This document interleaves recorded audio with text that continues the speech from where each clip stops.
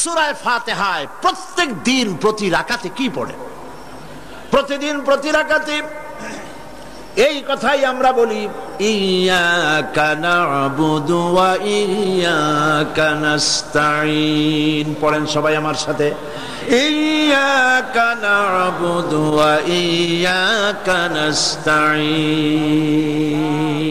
হে আল্লাহ, আমি একমাত্র তোমারই কাছে সাহায্য কামনা করি, আমি তোমার ইবাদত করি, তোমারই গোলামি করি, তোমারই কাছে সাহায্য যাচিয়া করি, আর কারো কাছে সাহায্য চাই না, আর কারো গোলামি করি না। মানুষের অবস্থা তো সবসময় একরকম থাকে না, অর্থনৈতিক বিপর্যয় হইতে পারে, টাকা পয়সা নাও থাকতে পারে, অশান্তি থাকতে পারে। আল্লাহ পাক তার নবীকে কি বলেছেন দেখেন, ফাইদা ফারাগতা ফানসাব ওয়া ইলা রাব্বিকা ফারগাব। আল্লাহ পাক বলেন, যখন তুমি খালি হাত হয়ে যাবে, দাঁড়িয়ে যাবে, আর আল্লাহ পাকের কাছে মিনতি জানাবে। সুবহানাল্লাহ। খালি হাত হয়ে গেছে, দাঁড়ায় যাও, আল্লাহর কাছে মিনতি করো, আল্লাহর কাছে চাও। বুখারী শরীফে এসেছে, স্যান্ডেলের ফিতা কাছে যদি ছেড়ে, তাহলে আল্লাহর কাছে চাও। কার কাছে চাইবেন? আল্লাহর কাছে চান। আমাদেরকে এই দৃষ্টান্ত নবীরা দেখায় দিয়েছেন, পয়গম্বরেরা আল্লাহর কাছে চেয়ে আমাদের দেখাইছেন। হযরতে ইব্রাহিম আলাইহিস সালামকে আগুনের ভিতরে যখন ফেলাবার ব্যবস্থা হয়েছে, তাকে যখন আগুনে ফেলা হচ্ছে, হযরত জিবরাইল বলেন, ইব্রাহিম আমার কাছে সাহায্য চাও, আগুন থেকে বাঁচায় দেব। হযরত ইব্রাহিম ভয় পেয়ে সাহায্য চাইছিলেন। এগুলো শোনার পরেও আমাদের ঈমান মজবুত হয় না। হযরত ইব্রাহিম বললেন, জিবরাইল গো, তোমার কাছে সাহায্য আমি কেন চাইবো? আমি তো এমন কোন অন্ধ খোদার ইবাদত করি না যিনি তার গোলামের দুঃখ না দেখেন। আমি আগুনে পড়ে গেলে আমার আল্লাহ রব্বুল আলামিন যদি খুশি হন, তাহলে আমার আল্লাহকে খুশি করার জন্য 1000 বার পড়তে রাজি আছি। সাহায্য তো আল্লাহর কাছেই চাইতে হবে। আল্লাহর ইচ্ছা নাই ইব্রাহিম আগুনে পড়ুক, এটা কি আল্লাহর ইচ্ছা ছিল? ইব্রাহিম আলাইহিস সালামও পরিণতি জানেন না, তিনি কি পড়বেন, পুড়বেন না বাঁচবেন জানা ছিল না। পরীক্ষায় তিনি পাশ করলেন। আগুনের ভিতরে যখন ইব্রাহিম আলাইহিস সালাম পড়ে যাচ্ছেন, আল্লাহ রাব্বুল আলামিন আগুনের প্রতি হুকুম দিলেন, ইয়া নারু কুনি বারদাও ওয়া সালামান আলা ইব্রাহিম। আগুন আমার ইব্রাহিমের জন্য শান্তিদায়ক ঠান্ডা হয়ে যা। বলেন, আর কি ক্ষমতা থাকবে আগুনের? আর জ্বালাবার ক্ষমতা থাকবে? জ্বালাইতে পারছে? পারে নাই। আল্লাহকে বিশ্বাস করুন এইভাবে করে। কোন মাজারে টাকা দিবেন না, পয়সা দিবেন না, আগরবাতি দিবেন না, চান্দা মান্দা দিবেন না। যা চাওয়ার, যা বলার সরাসরি বলবেন। কাকে? কারে বলবেন? আল্লাহ পাক পরিষ্কার করে কোরআনের মধ্যে সব দৃষ্টান্ত দেখাইছেন। হযরতে ইউনূস আলাইহিস সালামকে মাছে যখন গিলে ফেললো, বেরোবার কোনো পথ নাই, কোরআনে কারীম এই কথা দুনিয়াবাসীদের জন্য, মুমিনদের জন্য তুলে দিয়েছেন। ওয়াযান্নুন ইয যাহাবা মুগাদিবান ফাযান্না আন লান নাকদিরা আলাইহি ফানাদা ফিল যুলুমাতি আল্লা ইলাহা ইল্লা আনতা সুবহানাকা ইন্নী কুনতু মিনাজ জালিমিন। অন্ধকারের ভেতর থেকে ইউনূস আলাইহিস সালাম চিৎকার মারলেন, ফানাদা ফিজ যুলুমাত, পানির অন্ধকার, মাছের পেটের অন্ধকার, রাতের অন্ধকার, ত্রিবিধ অন্ধকারের মধ্য দিয়ে ইউনূস আলাইহিস সালাম ডাক দিলেন আল্লাহরে। আল্লাহ শোনে নাই। রব্বুল আলামিন বলেন, ফাস্তাজাবনা লাহু ওয়া নাজ্জাইনাহু মিনাল গাম্মি ওয়াকাযালিকা নুজিল মুমিনিন।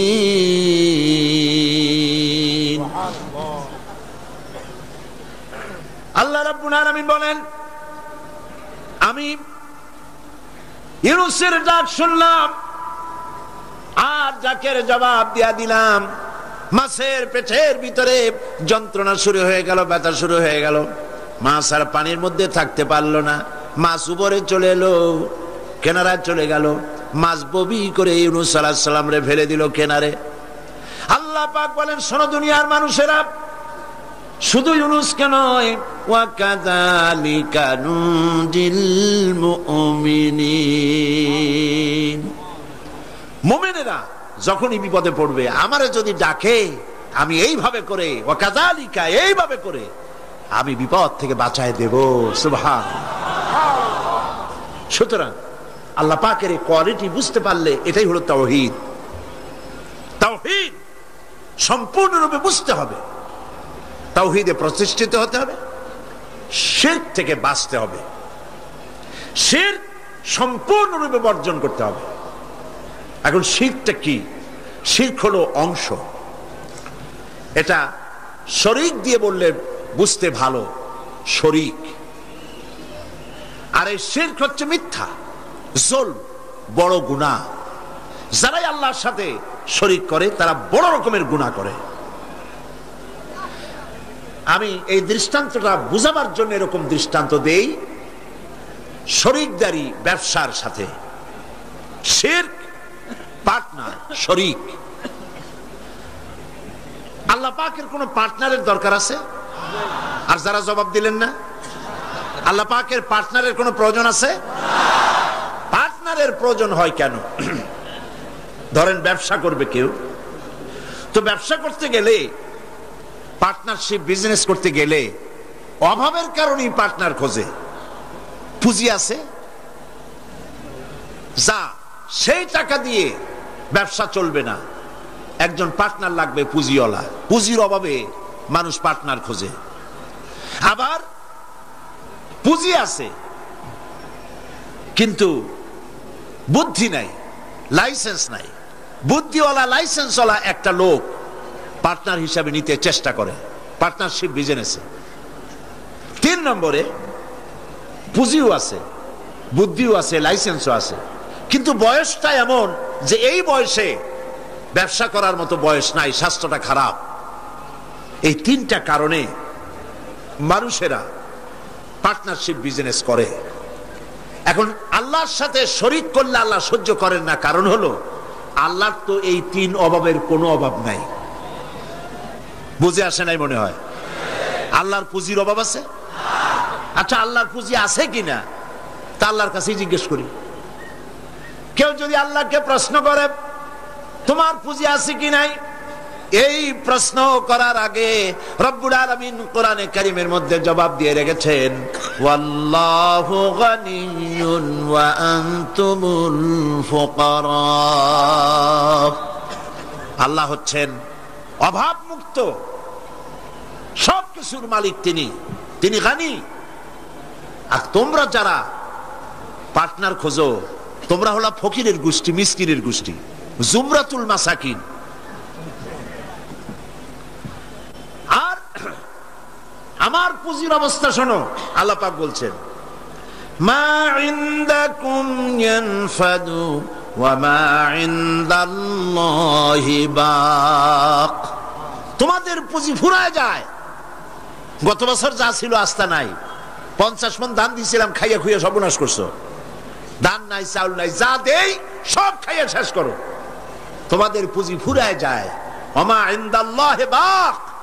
আর আল্লাহর পাত্র থেকে, ভাণ্ড থেকে যত দেওয়া হয় ফুরায় না, ভরা থাকে। আল্লাহর কোনো পুঁজির অভাব নাই। শুধু তাই নয়, লাহু মাকালিদুস সামাওয়াতি ওয়াল আরদ। আকাশ আর জমিনের সব চাবিকাঠি হচ্ছে আল্লাহর কাছে।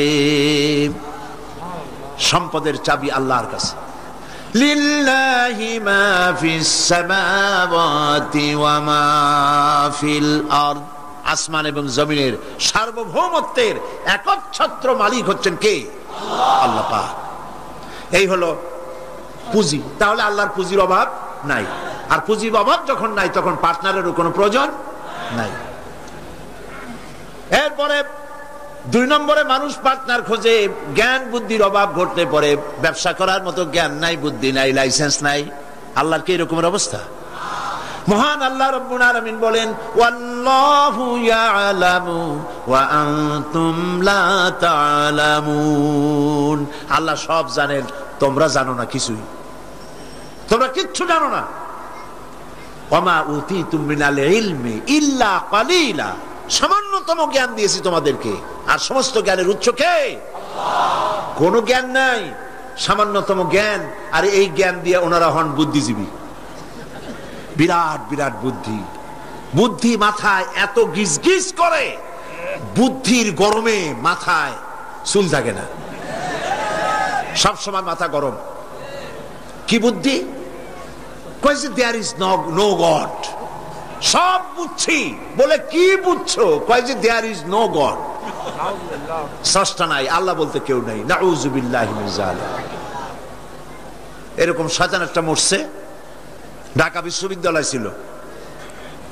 মরার পর সেই সময়ের প্রধানমন্ত্রী তিনি বললেন, বাংলাদেশের নাকি এই লোক মরায় খুব ক্ষতি হয়েছে। আমি বলেছি ক্ষতি কিছু হয় নাই, বরং ভালো হয়েছে, শয়তান একটা কমছে। এ মরার আগে বলেছে, আমারে কাফন দিবা না, দাফন দিবা না, গোসল করাবা না। কি করবা? তো বলে মরার পর আমারে নিয়ে মেডিকেল কলেজে দিবা, ছাত্ররা আমারে দিয়ে অপারেশন শিখবে, যাতে যাতে মানুষের অপারেশন করে উঠে রুগীরে ভালো বানাইতে পারে। মরার পর তার কথা মতো যখন মেডিকেল কলেজের দিকে লাশ নিয়ে যাওয়া হচ্ছিল, ছেলেরা বলছে, লা হাওলা ওয়ালা কুওয়াতা ইল্লা বিল্লাহ। আমরা মাপ চাই। সারা জীবন আল্লাহরে অস্বীকার করছে। ওই লোকটারে দিয়া কাটা ছেঁড়া শিখা যদি কোন লোকের অপারেশন করি, যাও রুগী বাঁচবে, তাও বাঁচবে না, মরবে। ফিরাও শয়তান। বাডমের মারিচুরিতে ডিপ ফ্রিজের মধ্যে এ শয়তানের লাশ এখনো আছে। লাশের অবস্থা এমন হয়েছে, যদি রাস্তা ভালাইও দেয়, কবর তো হবে না, কপালে নাই, কবর হবে না, দাফন হবে না। আল্লাহর সাথে নাফরমানি করলে কি সাজা হয় আল্লাহ দেখান। আল্লাহরে যদি মানত, গোসলটা হইতো, কাফনটা হইতো, জানাজাটা হইতো, মানুষের দোয়া করত। কপালে নাই, কপাল পোড়া, আল্লাহরে অস্বীকার করছে বুদ্ধির ঠেলায়। লাশের অবস্থা এমন হয়েছে, এখন যদি রাস্তায় ভালাইয়া দেয়, কুত্তাও খাবে না। কারণ আমাদের দেশের কুত্তা এত অভদ্র না যে এত পচা লাশ খাবে। প্রিয় ভাই, সব আল্লাহ পাক সব জানেন, তোমরা কিচ্ছু জানো না। হ্যাঁ, তোমরা জানবা যদি কোরআনের কাছে আসতে পারো। আসল বুদ্ধি, আসল জ্ঞান কোরআনের ভিতরেই। সুবহানাল্লাহ। এরপরে তাহলে দেখা গেল 2 নম্বর পুঁজিও আল্লাহর আছে। আছে কিনা? পার্টনার দরকার আছে? পার্টনারের দরকার নেই। 3 নম্বরে শক্তির অভাব, সেজন্য পার্টনার খোঁজে। আল্লাহর শক্তির খুব অভাব নাকি? শক্তি টের পাইছেন কিনা? টের পাইছেন কিনা? বুঝে নিয়েন কি কইতে চাই। আল্লাহ রাব্বুল আলামিনের শক্তি কত প্রচন্ড। আমেরিকার বর্তমান শক্তি দেখেই বুঝতে চেষ্টা করেন না। উপর থেকে ভাষা ভাষা কোন জ্ঞান নিয়ে হঠাৎ করে কোন সিদ্ধান্ত নিতে যাবেন না। আমেরিকা এখন যেটা করতেছে, মনে করেন না যে আল্লাহ তারে সব ক্ষমতা দিয়েছে, দুনিয়ার মোড়লগিরি করবে, মাতব্বরি করবে।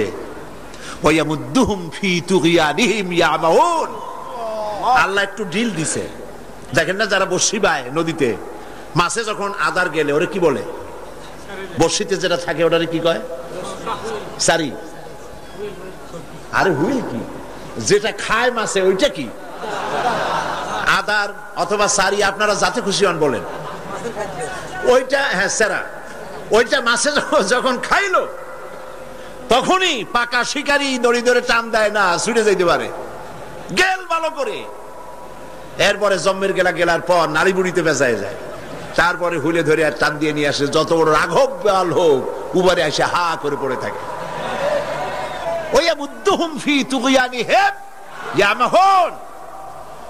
আল্লাহ পাক ঢিল দিয়ে দিছেন, হাত লম্বা করে দিছে, আফগান মারতেছে আমেরিকা বসে, হাত এত লম্বা, আফগান মারতেছে, কাশ্মীর মারতেছে, প্যালেস্টাইন মারতেছে, সোমালিয়া মারতেছে, আল্লাহ পাক ঢিল দিয়ে দিয়েছে। এরপরে যখন আল্লাহ ধরবে, রাশিয়া এরকম শেষ ছিল না, জনমের সেটা শেষ ছিল কিনা?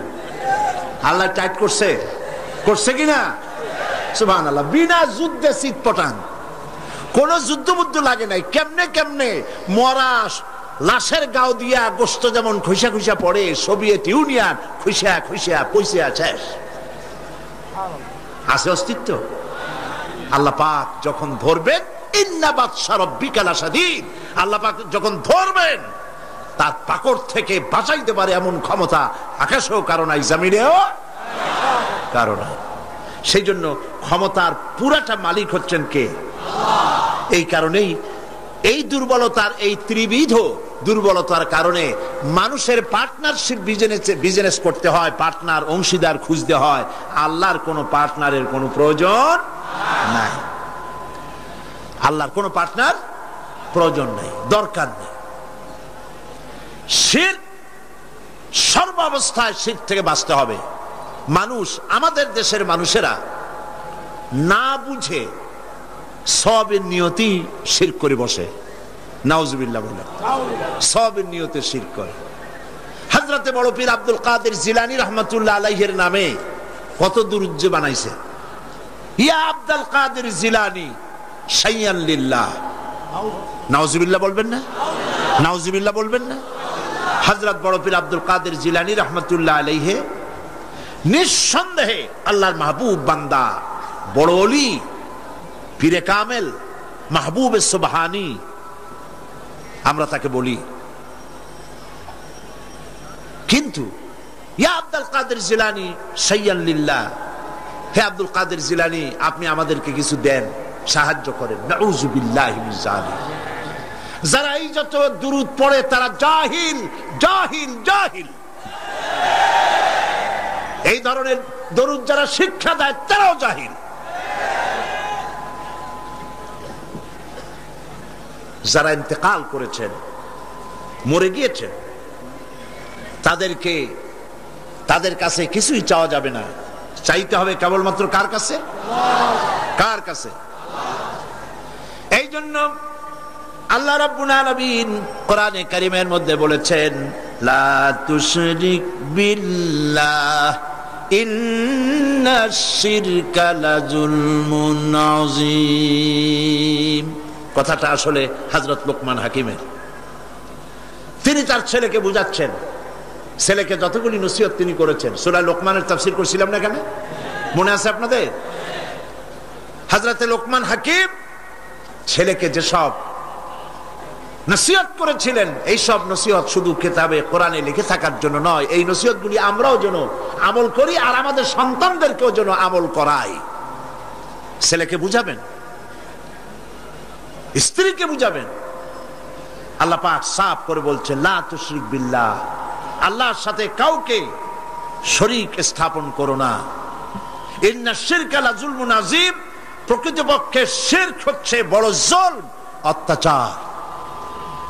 এটা হলো জুলম। এ শব্দের ব্যাখ্যা হচ্ছে ওয়াজউল শাই ফি গায়রি মুহাল্লি, যে জিনিস যেখানে রাখা সেটা সেখানে না রেখে আরেক জায়গায় রাখার নামই হলো জুলম করা। টুপি তো মাথায় শোভা পায়, টুপি কোথায় রাখবেন? কিন্তু হাঁটুর উপরে যদি রাখেন তাহলে টুপির উপরে জুলুম করা হয়। টুপি মাথায় রাখবেন, টুপি দিয়ে যদি বাজার করে আনেন তরি তরকারি, তাহলে টুপির উপরে কি করা হবে? জুলম করা হবে। নৌকা চলে পানি দিয়া, কিন্তু রাস্তার উপরে যদি টানায় রাখেন তাহলে নৌকার উপরে কি করা হইল? জুলুম করা হইল। সোজা কথা। চশমা নাকের উপরে রাখাবার জন্য, কিন্তু চশমা যদি মাথার উপরে ভালাইতেন তাহলে চশমার উপরে কি করা হইল? জুলুম করা হইল। যেই সব জিনিস, যেসব শক্তি আল্লাহ রাব্বুল আলামিনের, সেইগুলি মানুষের কাছে চাওয়া, অদৃশ্য কোনো কিছুর কাছে চাওয়া, এটাই হচ্ছে শিরক, এটাই হলো জুলম। এর অর্থ এই নয় যে মানুষের কাছে টাকা চাইলে সেটা শিরক হবে। মানুষের কাছে ধার চাইলে শিরক হবে, এর অর্থ কিন্তু এটা নয়। অদৃশ্য থেকে কোনো কিছু সাহায্য পাওয়ার আশায় চাওয়া আল্লাহ ছাড়া অন্যের কাছে, এটার নাম, কথা বুঝে আসছে কিনা? এই জন্য এগুলির সামনে নিজেরা মূর্তি বানানো, মূর্তির সামনে মাথা নত করা, পীরের মাজারে গিয়ে কিছু চাওয়া, এগুলি হচ্ছে শিরক। এগুলি আপনি কেন চান? আপনার দিলের ধারণা যারা চায় যেখানে গেলে কিছু পাওয়া যাবে। মনে রাখবেন, বহুত মাজার আছে যেই মাজারে কোনো মুদ্দারি নাই। সাইনবোর্ড একটা লাগাই দিয়েছে, সাইনবোর্ড একটা লাগানো আছে পয়সা আদায় করার জন্য। মাজারগুলি মানুষের ধর্মীয় অনুভূতিতে আঘাত লাগায়া, ধর্মীয় অনুভূতিতে স্পর্শকাতর কথা বলে তাদের কাছ থেকে পয়সা নেওয়া। আমি ঝিনাইদহ মাগুরা লাইনে একটা মাজার দেখেছি, সেখানে লেখা আছে সাইনবোর্ডে, ড্রাইভার ভাই মাজার বহুত গরম, আস্তে গাড়ি চালাইবেন। তার মানে মাজার বহুত গরম, আস্তে চালাইয়া পয়সা দিয়া মাজার ঠান্ডা করে যান। আমি বুঝি না মাজারে পয়সা লাগবে কেন? মসজিদের পাশে দান বাক্স থাকতে হবে, কারণ মসজিদগুলি এখনো গভর্নমেন্ট চালায় না। ইনশাআল্লাহ এমন গভর্নমেন্ট আসবে বাংলাদেশে যে গভর্নমেন্ট সরকারি খরচে সব মসজিদ চালাবে ইনশাআল্লাহ।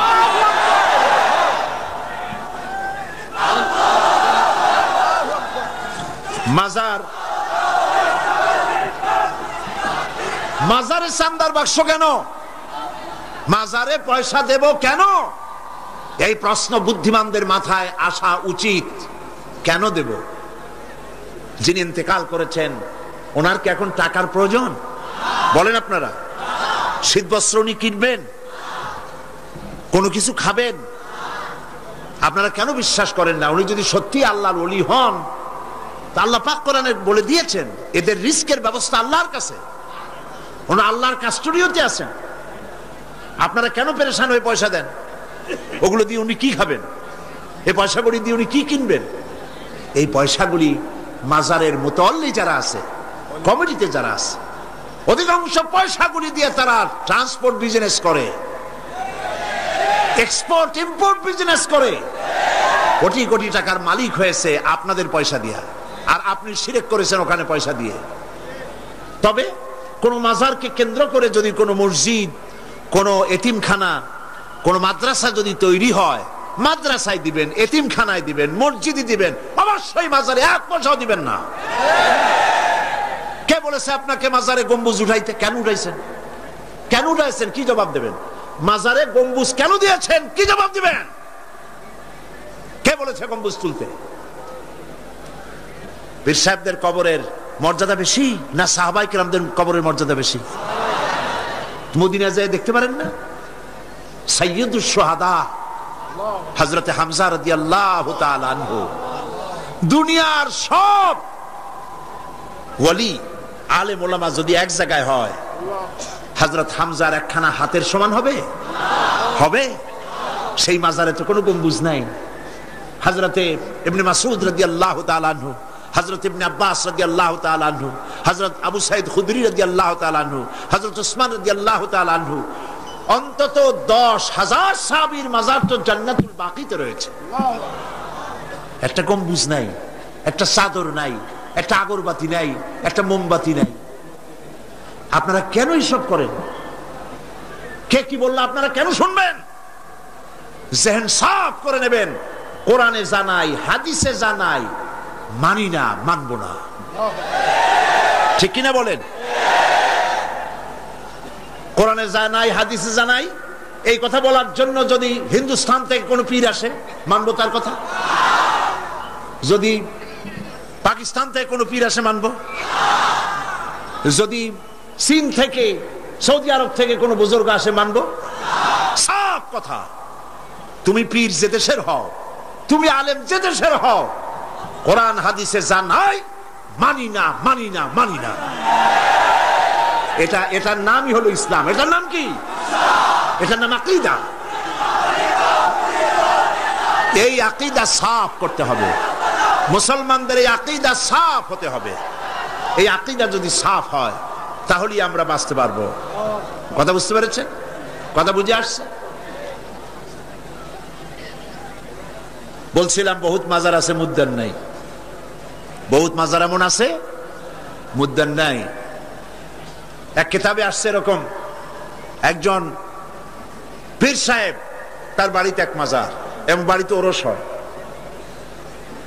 তার মুরিদও বাড়িতে একটা মাজার হইছে এবং সে ওরস করে।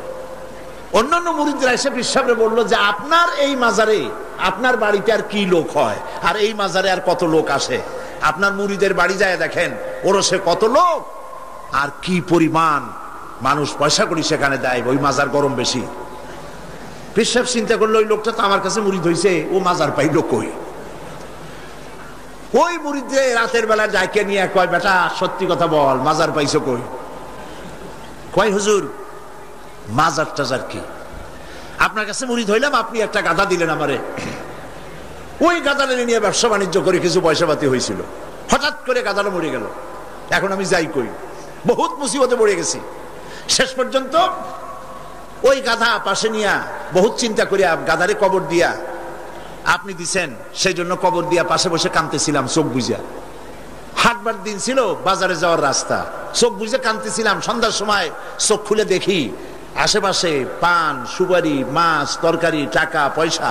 তার মানে লোকেরা যাচ্ছে, মাজার দেখে মনে করছে নতুন কোনো পীরের মাজার বোধ হয়, তো যে যার কাছে যা ছিল একটু একটু করে দিয়ে গেছে, অনেক হয়েছে। তারপরে এসে ভিড় জমলো।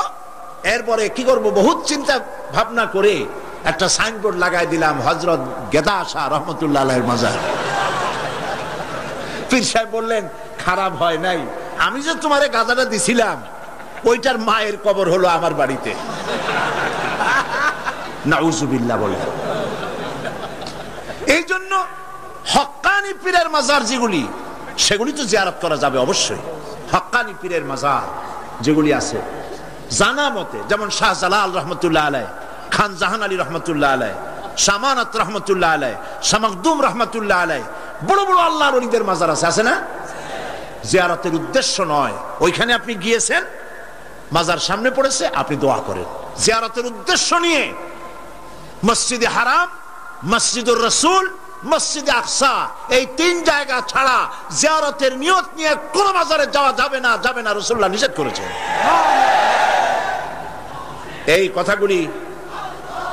এই কথাগুলি যদি আমাদের মনে থাকে তাহলে আমরা উপকৃত হতে পারবো। বলি আলহামদুলিল্লাহ, বলেন আলহামদুলিল্লাহ। আপনি আমার আল্লাহ কি শুনতে পান না? বলেন পান কিনা? তিনি দেখতে পান, তিনি সব শুনতে পান, সব দেখতে পান।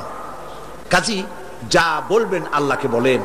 ওয়াইজা সাআলতা ফাসআলিল্লাহ ওয়াইজা ইসতাআনতা ফাসতাইন বিল্লাহ। যা চাইবেন আল্লাহর কাছে চান, যা বলবেন আল্লাহর কাছে বলেন। আল্লাহ পাক বলেছেন আলাইসাল্লাহু বিকাফিন আবদা, আলাইসাল্লাহু বিকাফিন আবদা। আমি কি আমার বান্দার জন্য যথেষ্ট নই? আল্লাহ প্রশ্ন করছেন, আমি কি আমার বান্দার জন্য যথেষ্ট নই? আপনারা বলেন অবশ্যই যথেষ্ট, বলেন সবাই অবশ্যই যথেষ্ট। সুতরাং আল্লাহ পাক হচ্ছেন সর্বময় ক্ষমতার মালিক। আপনার আমার যা প্রয়োজন সব আল্লাহকে বলবো, রাজি আছি? এটাই হচ্ছে তাওহীদ এবং শিরক বর্জন। সর্বাবস্থায় শিরককে বর্জন করতে হবে।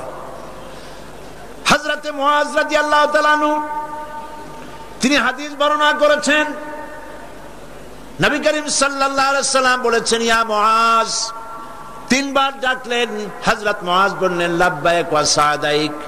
হুজুর বললেন মুআজ তুমি কি জানো বান্দার উপরে আল্লাহর হক কি, আবার আল্লাহর উপরে বান্দার হক কি? হযরতে মুআজ রাদিয়াল্লাহু তাআলা আনহু বলেন আমি জানি না, আল্লাহর নবী ভালো জানেন। নবী করিম সাল্লাল্লাহু আলাইহি সাল্লাম বললেন মুআজ শোনো, বান্দার উপরে আল্লাহর হক হচ্ছে বান্দার উপরে আল্লাহর পাওনা, আল্লাহর দাবি, আল্লাহর হক হচ্ছে যে বান্দা আল্লাহর সাথে তার ইবাদতের মধ্যে কাউকে শরীক করবে না। আর আল্লাহর উপরে বান্দার হক হলো এই, আল্লাহর উপরে বান্দার পাওনা বা দাবি হলো এই যে বান্দা আল্লাহর ইবাদতে কাউকে শরীক স্থাপন করবে না।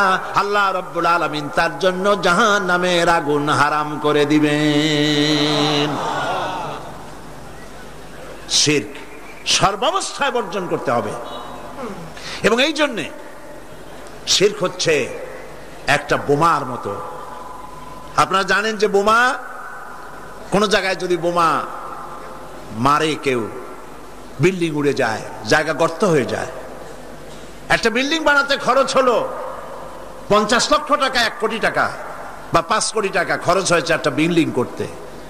এটা উড়ায় দেওয়ার জন্য মাত্র কয়েক কেজি ওজনের একটা বোমা যথেষ্ট।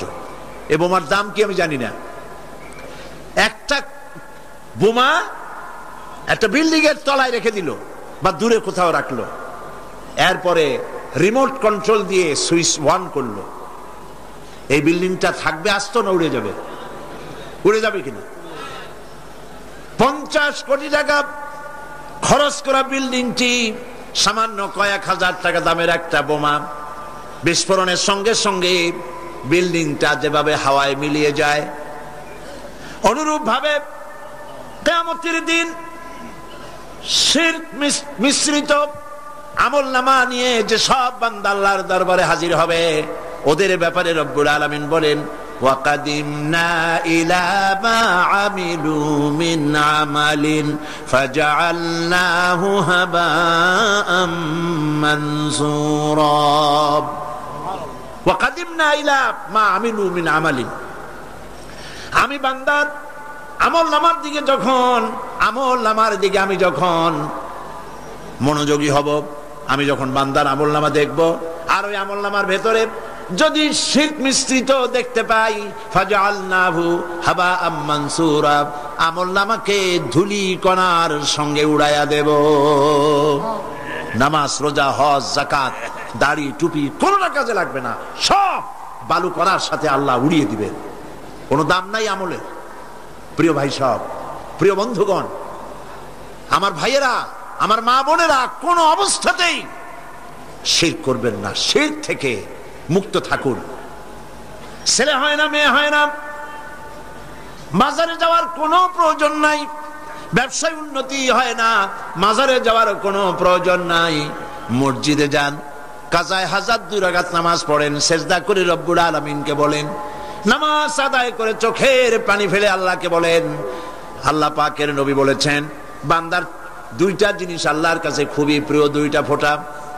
একটি ফোঁটা হলো জিহাদের ময়দানে যে রক্ত ফোঁটা পড়ে, আর আল্লাহর ভয়তে চোখের যে পানি ফোঁটা পড়ে, এই 2টি ফোঁটা আল্লাহর কাছে বহুত প্রিয়।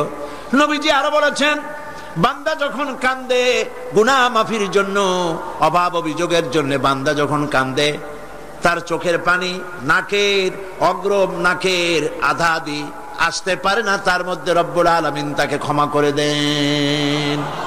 আমরা যেন আল্লাহর কাছে চাইতে শিখি, বলেন আমিন। আল্লাহ রাব্বুল আলামিনের কাছে আমাদের যা প্রয়োজন, গায়ব থেকে সাহায্য পাওয়ার জন্য যা প্রয়োজন, কাকে বলবো? আল্লাহ পাককে বলবো। ঈমানকে সালিট করতে হবে। সেই কথা কোরআন শরীফ আল্লাহ পাক সূরা বাকারার মধ্যে এই কথার ভিতরে আল্লাহ পাক পরিষ্কার করেছেন, ইয়া আইয়ুহাল্লাযীনা আমানু দুখুলু ফিস-সিলমি কাফা ওয়া লা তাত্তাবিউ খুতুওয়াতিশ শাইতান ইন্নাহু লাকুম আদুউম মুবিন। হে বিশ্বাসীরা, উদখুলু ফিস-সিলমি কাফা, 16 আনা মুসলমান হও, পরিপূর্ণ মুসলমান হও, ইসলামের মধ্যে পরিপূর্ণ দাখিল হয়ে যাও। একদিকে দাবি করবে মুসলমান, অন্যদিকে অমুসলিমদের মতো তোমাদের আকীদা, তোমাদের চাল চলন এভাবে যদি হয়, তাহলে ইসলামে পরিপূর্ণভাবে দাখিল হওয়া হবে না। শুধু নামাজ, রোজা, হজ, যাকাত করি ইসলামে পরিপূর্ণ প্রবেশ করা যাবে না। জীবনের প্রত্যেকটি দিক ও বিভাগ হতে হবে আল্লাহর হুকুম মাফিক, নবীর প্রদর্শিত পথে। কথা বুঝে আসছে আপনাদের? কথা বুঝে আসছে? মুসলমান দাবি করলেই মুসলমান হওয়া যাবে না। জীবনের প্রত্যেকটি ক্ষেত্র ইসলামের মধ্যে ঢুকাইতে হবে, অর্থাৎ ইসলাম অনুযায়ী আমার জীবন পরিচালিত করতে হবে। আমি যেটাই করব আমি খুঁজবো এর মধ্যে আল্লাহর রেজামন্দি আছে কিনা, আমার নবীর রেজামন্দি আছে কিনা।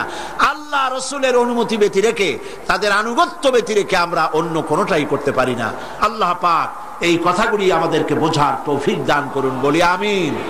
জোরে সরে পড়েন লা ইলাহা লা ইলাহা, আরো জোরে লা ইলাহা লা ইলাহা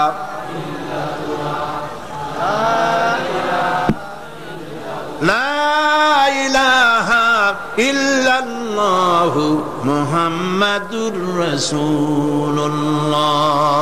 আমরা এখন মোনাজাত করব, এখন মোনাজাত করব। মোনাজাত আর-দোয়া ও মুখুল ইবাদা, দোয়া হচ্ছে ইবাদতের মগজ।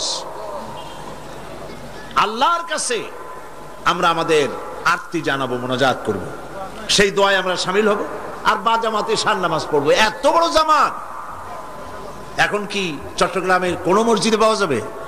আর এটা কি সম্ভব এত বড় জামাত হওয়া? আমরা জামাতে নামাজ আদায় করব, আল্লাহ যেন তৌফিক দেন, বলেন আমিন। মোনাজাতের পর আজান হবে, বা জামাত নামাজ হবে, নামাজে আপনারা শরীক হবেন। আজকেও দুইজন অমুসলিম ইসলাম কবুল করার জন্য এসেছেন, তাদেরকে উৎসাহ দেন, তাদের জন্য দোয়া করেন, আল্লাহ পাক যেন তাদেরকে কবুল করেন, বলেন আমিন। আপনাদের ভিতর থেকে যারা দাঁড়ায় আপনারা নিজেরা তাদেরকে বসায় দেন, একই আশ্চর্য কথা। দুজন অমুসলিম, একজনের নাম সুনীল রায়, পিতা মৃত রজনী রায়, বাড়ি কাটিরহাট, হাটহাজারী, চট্টগ্রাম। আরেকজনের নাম অসীম বড়ুয়া, পিতা কল্যাণ মিত্র বড়ুয়া, গ্রাম হোয়ারাপাড়া, রাউজান, চট্টগ্রাম। এই দুইজন, প্রথম জন সুনীল রায়, তার নাম পছন্দ করেছে মোহাম্মদ খলিলুর রহমান। দ্বিতীয় জন, তার নাম পছন্দ করেছেন মোহাম্মদ মাসুম বিল্লাহ। এই দুজন এখন ইসলাম কবুল করছে। কই আরেকজন? কই? ও মাশাআল্লাহ, কাছে আসো, একটু জোরে জোরে পড়তে হবে। লা ইলাহা ইল্লাল্লাহু মুহাম্মাদুর রাসূলুল্লাহ। আল্লাহ ছাড়া কোনো ইলাহ নাই, উপাস্য নাই। মুহাম্মদ সাল্লাল্লাহু আলাইহি ওয়াসাল্লাম আল্লাহর প্রেরিত রাসূল। আশহাদু আন লা ইলাহা ইল্লাল্লাহু ওয়াহদাহু লা শারীকা লাহু ওয়া আশহাদু আন্না মুহাম্মাদান আবদুহু ওয়া রাসূলুহু। আমি সাক্ষ্য দিচ্ছি আল্লাহ ছাড়া কোন ইলাহ নাই, কোন উপাস্য নাই, তিনি এক, তিনি একক, তার কোন অংশীদার নাই। আমি আরো সাক্ষ্য দিচ্ছি মুহাম্মদ সাল্লাল্লাহু আলাইহি ওয়াসাল্লাম আল্লাহর বান্দা এবং তার প্রেরিত রাসূল। বলো আসসালামু আলাইকুম। সবাই বলেন ওয়ালাইকুম আসসালাম। আমরা না আর বলতে হবে না, আমরা এই দুইজন নতুন মুসলমান আমাদের ভাই, বলেন আলহামদুলিল্লাহ। আল্লাহ যেন তাদের ইসলামী জীবন যাপনের, সুন্দরভাবে ইসলামী জীবন যাপনের তৌফিক দেন, বলেন আমিন।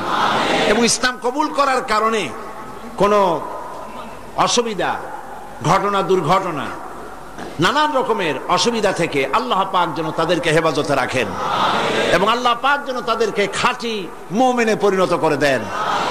ইসলাম কবুল করার কারণে এই বিশাল লাখো জনতার পক্ষ থেকে আমি তাদেরকে আলিঙ্গন করছি।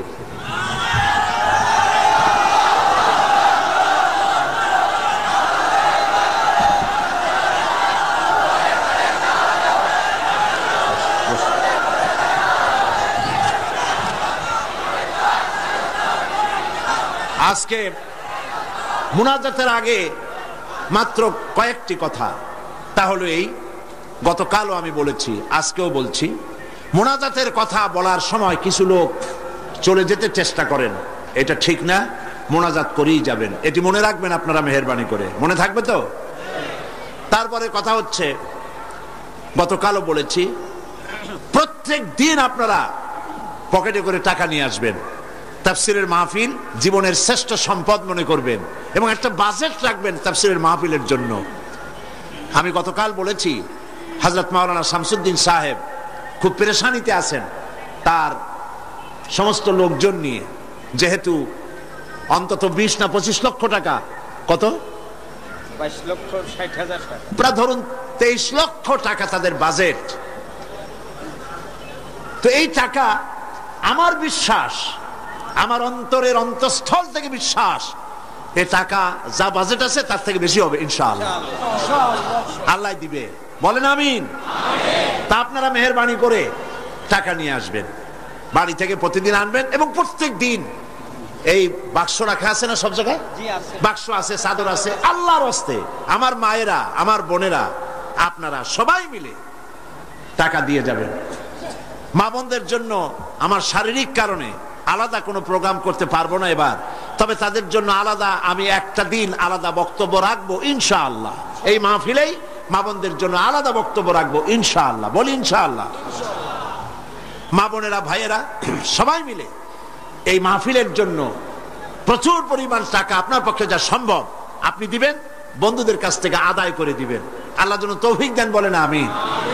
এরপরে গতকাল বলেছিলাম ঢাকা থেকে এবং চট্টগ্রামের পুস্তক ব্যবসায়ীরা লক্ষ লক্ষ টাকা পুঁজি ইনভেস্ট করে এই চট্টগ্রাম তাফসির মাহফিলে বিক্রয়ের আশায়। আর এই বইপত্রগুলি সব আপনাদের ঈমান বৃদ্ধির কাজে লাগবে, বলেন আমিন। বহুত বই আছে এখানে, বই অনেক। বৃহস্পতিবার সকাল 10টা থেকে শুধু মহিলাদের জন্য আমাদের বলবো। তো এই বইয়ের, ইসলামী বই মানুষকে ঠকায় না। নাস্তিকদের লেখা বই পড়লে ঈমান নষ্ট হয়, কিন্তু আলেমদের লেখা, ওলামাদের লেখা বই পড়লে ঈমান বৃদ্ধি পায়, বলেন আলহামদুলিল্লাহ। কারণ তারা কোরআন হাদিস দিয়েই বই লেখেন, কোরআন হাদিসের বই দিয়ে স্টলগুলি ভরা। আমি গতকালও বলেছি এত বড় বই মেলা বাংলাদেশের কোথাও নাই, ইসলামী বইয়ের এত বড় মেলা বাংলাদেশে হয় না। আপনারা মেহেরবানি করে যাওয়ার সময় স্টলগুলিতে যাবেন এবং বইপত্র কিনবেন। ফাতিহাতুল কিতাব, সূরা ফাতিহা ছাড়া নামাজ হয় না। এই সূরায় এমন কি আছে যা না পড়লে নামাজ হবে না?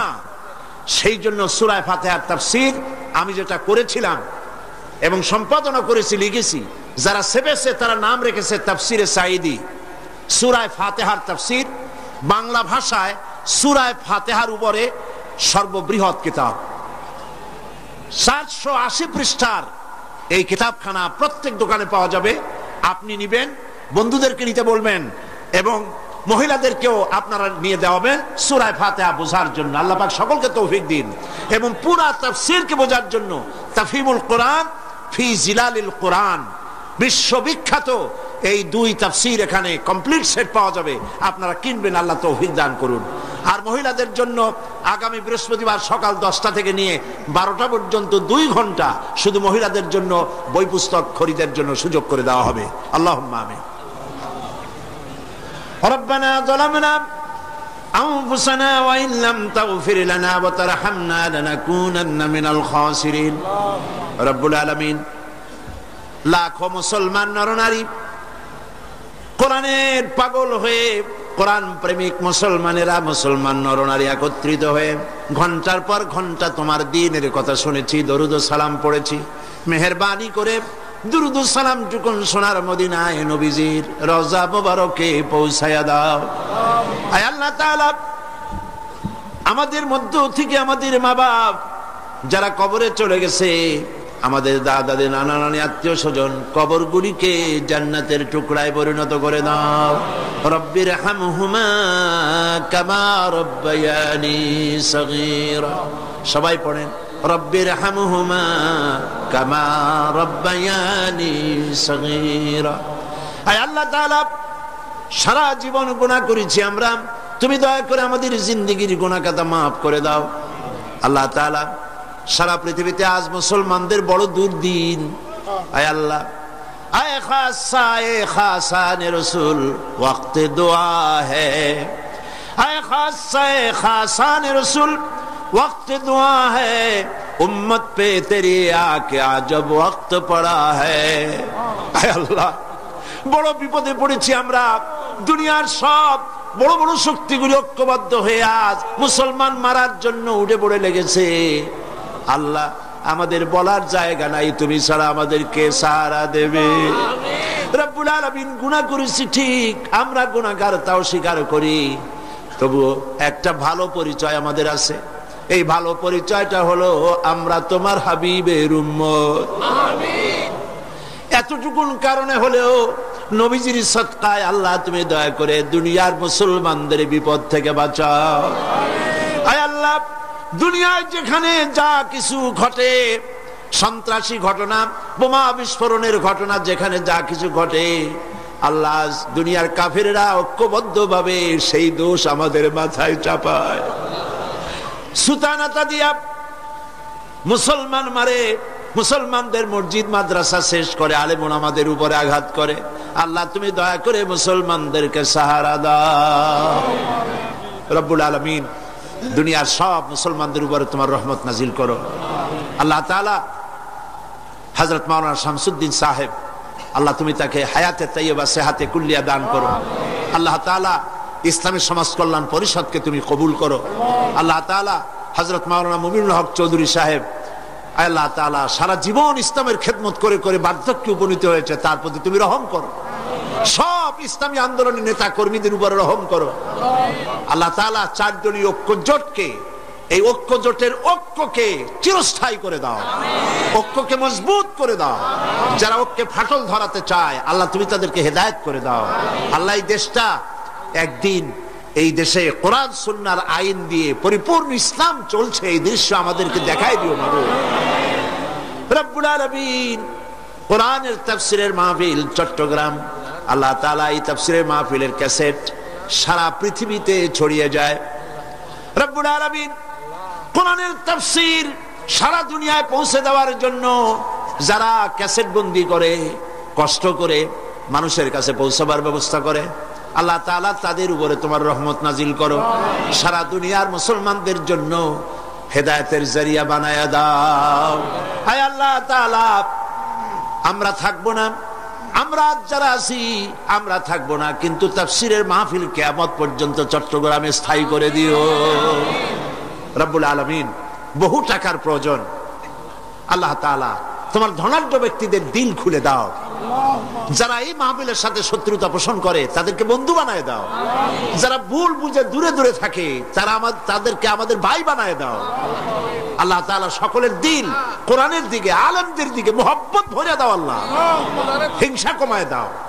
আলেম দেখলে যাদের গা জ্বলে ওঠে, নাম মুসলমান, আলেম দেখতে পারে না, মাদ্রাসা সহ্য করতে পারে না, আল্লাহ তুমি দয়া করে তাদের হেদায়েত নসিব করে দাও।